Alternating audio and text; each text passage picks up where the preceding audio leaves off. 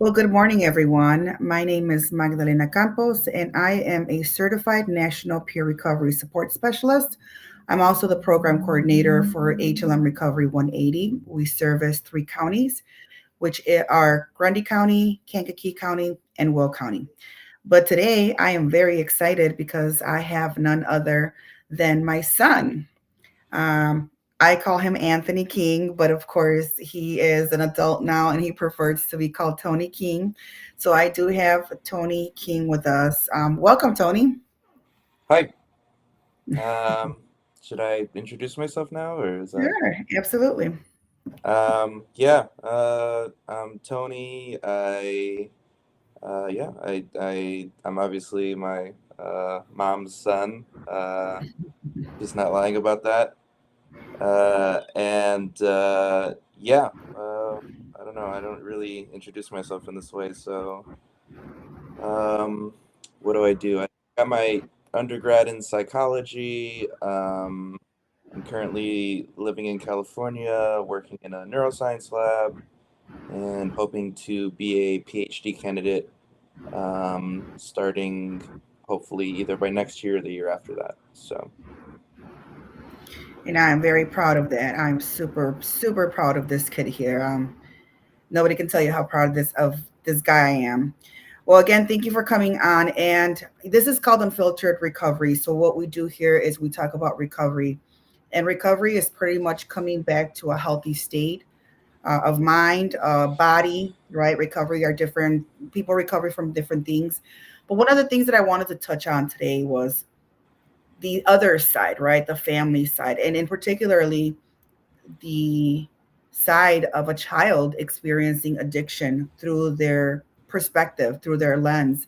And this is why I wanted to bring you on to talk about that, because I know there was some rough times that we went through, and I wanted you to elaborate what that was like, what your feelings were, what your mind was thinking about certain situations. Tell me a little bit of what your journey was like during my addiction. um, I think it was just a lot of confusion. I think it was just a lot of um, wondering how to navigate the world without guidance. Um, and I think it was a lot of coping as well, trying to learn how to cope in ways that were probably that were unhealthy, and just um, yeah, just navigating all of that. Um, yeah, and yeah, so a lot of feelings of confusion, a lot of uncertainty. Um, you know, it reflected in my school performance in high school. It reflected in the fact that I didn't pursue any sports or any or any hobbies really until I got older. Um, yeah, and it lasted a while. So yep. What do you think was the darkest moment in your life during those hmm years? The darkest moment. I don't know. I mean, I guess I don't know if there's really a moment. I think it's just like um, I mean, I guess there are memories that stick out. And Do I you want to think share any of one, those? yeah, I think one would be, just uh, I think I must have been either 14 or 15, and just yeah, I don't know how I don't even remember how we found you or why we went into your room, but we were living in an apartment complex, and we found you OD'd, and that was pretty shocking. And I think it was shocking because that was probably also when we realized like the extent of the problem. So yeah. Tell me what that was like for you. I know your brother was a little bit younger and you were a little bit able to comprehend a little bit more than he was. I know that grandma, my mom, was also living there with us. What was it like on your guys' end? What did you guys discuss? Did you guys talk about anything? What did you guys say to each other? Was there anything that you guys maybe wish you could have discussed but didn't? Um, what it was like. I mean, so there's two questions: what it was like, and then what we discussed. So like, what it was like. I mean, yeah, it was confusing. We were very like distraught and sad, and I know and I was pretty confused. Um, and yeah, that's probably all I can say. I mean, honestly, like, and then for what we discussed, I don't even remember. Honestly, I can't really remember. We probably talked about it, but I can't remember. I don't even remember what it was that was said or everyone I talked to. So yeah. Okay. I know there was a few times that you went to see me in jail, and I wanted to learn what you were feeling at that time, because I know for me, right, for me growing up, it was kind of normal for some of our family members to go to jail, and it was like, okay, they're in jail.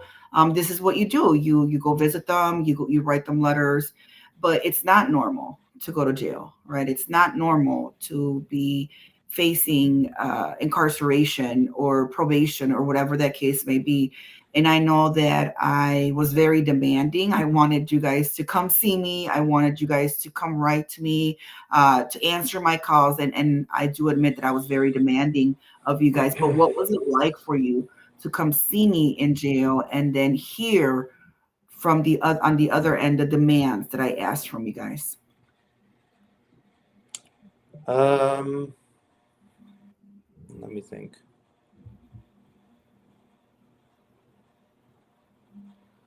Yeah, so I mean, I guess visiting was always like, I mean, honestly, like I rarely actually wanted to do it just because I hated where it was. I didn't like going to the Cook County Jail. But yeah, we definitely didn't like doing that. Um, yeah, and it always felt pretty. This is probably more in retrospect, but like in retrospect, it was like maybe at the time it felt normal, but yeah, like in retrospect, of course, it's very abnormal.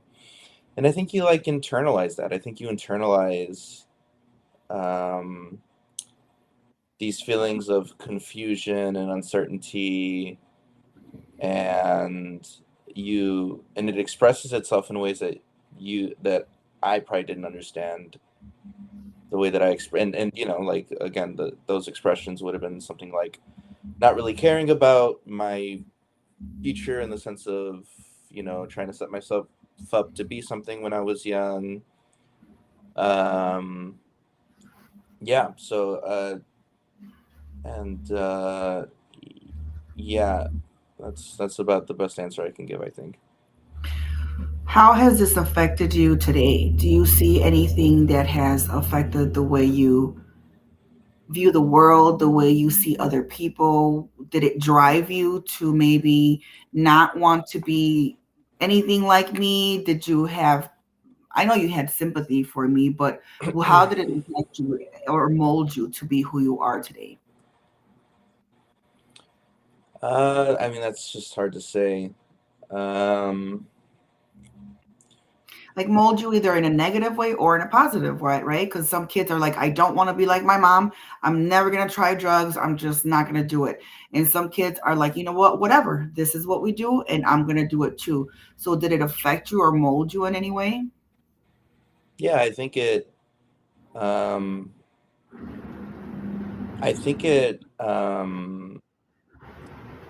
definitely, I definitely always felt that once I got old enough to sort of mature and think about it in this way, like I definitely when I started, because at the time there was really no space to reflect because life felt much more like um, it's just hard to reflect when you're a kid going through all that. There's no really critical thinking of like ooh, like I wonder like exactly how she became this way, or I wonder what I can learn. I think once I got a little space from the situation when I moved in with my grandma, um, I think that's when I was able to reflect and realize, okay, I don't really want to live that way, and you know, and I think going to college also opened me up to what life could be, and that there are different kinds of people. And then also, when I was very lucky as well because, um, I didn't really feel, and maybe this is a way that still affects me today, is like sometimes I have a hard time feeling like I have anyone to lean on. Even though I know I do, even though I know that you would help me if I asked, and you have helped me, but the feeling itself is hard to shake. Um, but that's just something you know you try to work through.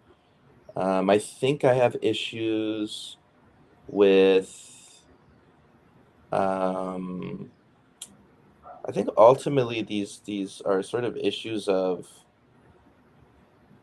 commitment and fear.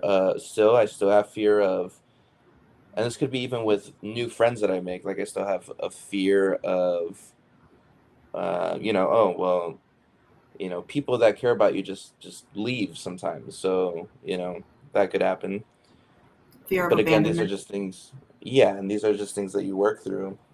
Hmm. Um, yeah, and then I was lucky enough to have good friends that I could lean on, and that I still lean on. That that are good people themselves, and I just got really lucky with who I made friends with. I think that to this day is a really really good thing. So. I often that's really good. I like that answer because it really yeah, it's some of those things that I think a lot of people, not just you, have that fear of abandonment. I know I did, and I still Hmm. can do sometimes, right? And that not wanting to get so close because maybe they'll leave, and I don't want to feel that abandonment, right? So I Hmm. think it's very common, but you're right. Like we work through it, and we learn to say, hey, whoever's meant to stay stays, and whoever has to go goes. And I always say also is every relationship has a purpose, whether it was a relationship for 5 minutes or whether it was a relationship for 5 years. It all has, each relationship has a purpose in our lives. But Hmm. I wanted to just talk a little bit more about, because I always tell people that you are my normie, my normie son, because there's been Hmm. several incidents like we go out to eat and you have like a glass of wine with your steak, right?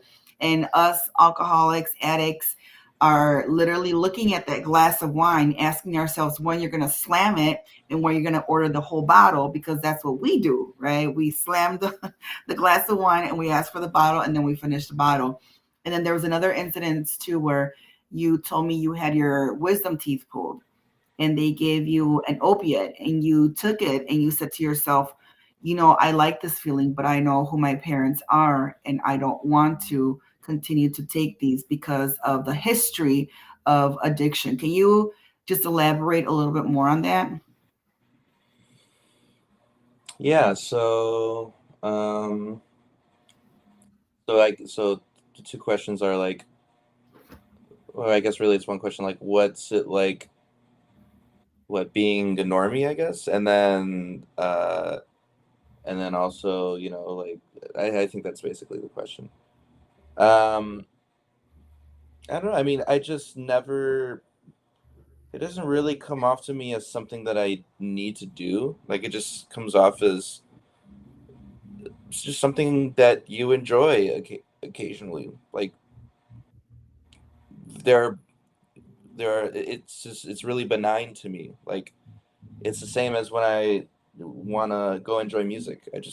I don't always enjoy music, but when I do, I just throw it on and I enjoy it, and then I whatever, and then I move on with my day. So it never felt like an impulse. Like I never felt impulsive towards it. I never felt like I had to reach for you know, a drink or anything like that. Like it just uh so yeah,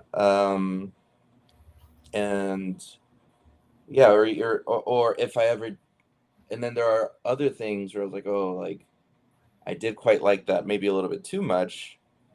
Uh, I just don't wanna like yeah. So when I got like my wisdom teeth removed and they gave me an opiate, I took it once because once the local anesthetic wore off, it was pretty painful.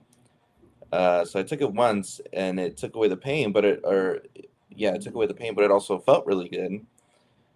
Um, and and I was like, oh, like it feels nice, like it feels really good, like it felt like warm, but uh, but I just was like, yeah, but I don't really want to.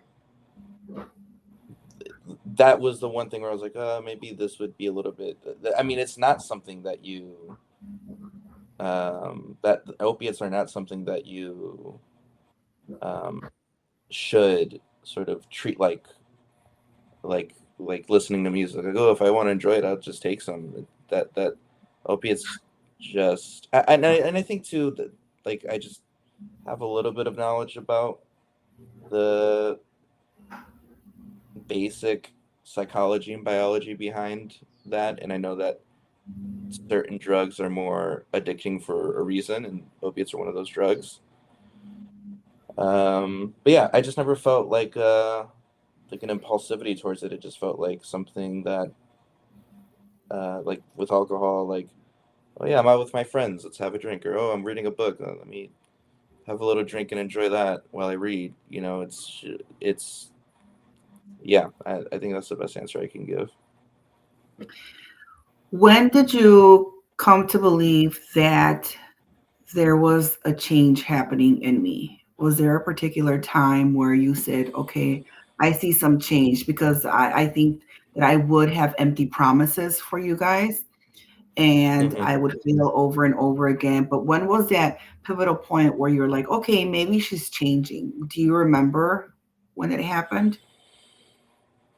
um I don't know if there's a single point, but I think it was like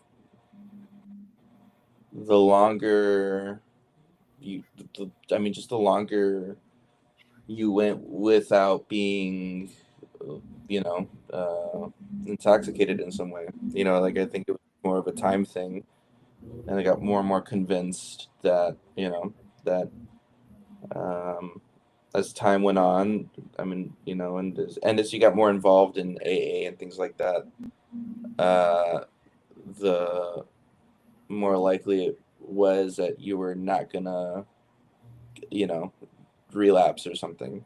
um I think it was like just knowing that sort of the more time there was, the more committed you were, the more time you were sober, the more committed you were to being sober. Yeah, that's I guess that's what I would say. Now, there are going to be some people that are going to be watching this, and I think boundaries are very healthy, especially, Hmm. parent to child, child to parent. I remember there was a time during my addiction that I was calling you for money, and I, Hmm. to this day, was very proud of you for keeping boundaries. Like you would not give me money. You would ask me what it was for, and then you would, if it was something related to alcohol or drugs or nicotine or whatever, you would not give me that money. Or otherwise you would find a way to help me for whatever I needed, but without giving me money. Can you just talk about some healthy boundaries and what you were thinking during that time when I would call you to ask for money. Yeah, boundaries are definitely important. I th- well, I think, to be honest, like at that time, yeah, I think I just knew. I think it just depends on the kind of person you're interacting with. Like, if one of my best friends called and asked for money, that now that would be different, because I know who he is and I know what he does with his money, and I know that he's not gonna blow it on whatever, at least to the extent that I know him, maybe, or him or her or whatever. But I just knew who you were at that time, or the behaviors that you had at that time. And you know um, and so I just knew how you would spend it, and I didn't really want to be contributing to that sort of thing. um, yeah. Okay. How would you say our relationship is today? Can you explain what your perspective on our relationship is?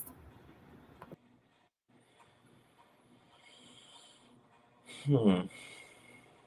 um, it's better, it's definitely better. um, yeah, it's better. I'm happy about what you've done with yourself and how you take care of Monet. Um, and I think I'm pretty open to, for the most part, to talking to you about things. Um, uh, I think, like any relationship, there's like just differences that we have that can um, sometimes make, not conversation hard, but make the desire to have conversation hard. Um, yeah, I think that's what I would say.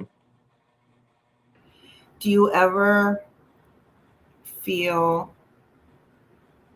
that you, for instance, you just mentioned Monet, right? And that's something that I always think about. If you guys ever feel like, man, I wish that would have been my mom when we were growing up, or why couldn't she have been that way when we were growing up like she is with Monet today? Because I think I am a completely different mom from when you guys were small, young, to now. I don't think I compare myself, or me, or my brother Julian. I don't think I think about it exactly in that way, like, because that almost implies like a jealousy. I'm just happy for Monet. I'm not really jealous. Um, but yeah, but definitely, like, the I don't think it's, I think it's more implicit than that. I don't really these days have too many explicit thoughts of, oh, I wish I grew up different. But I think it comes out implicitly sometimes, like implicitly, like if I'm feeling those fears of abandonment or something, I'll be like, like, I'll be like, oh, like, um, I know where that came from, like, and that'll sort of make me upset about it. But yeah, so I think it's a little bit more implicit than the way you described it, um, but it still comes out for sure. Yeah, and I don't think and I also don't think I frame it in terms of jealousy. I'm happy for Monet, and that's the only thing I feel for her about that. That's good insight. Tell me, or if there was somebody out there that was listening today that was experiencing their parent going through addiction, what is something that you would want them to hear to help them navigate that challenge? Hmm, that's a good question. Hmm,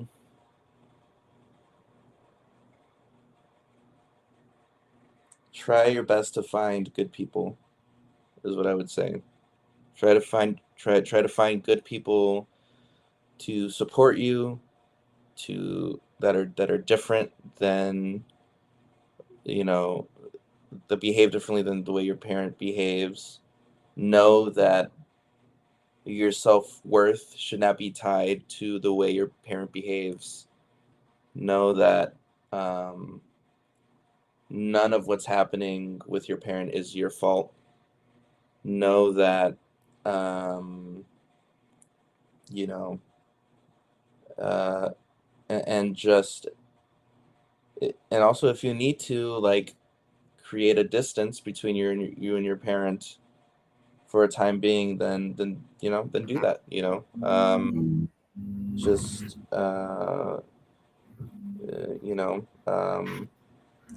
definitely try your best to support them in the ways that you can.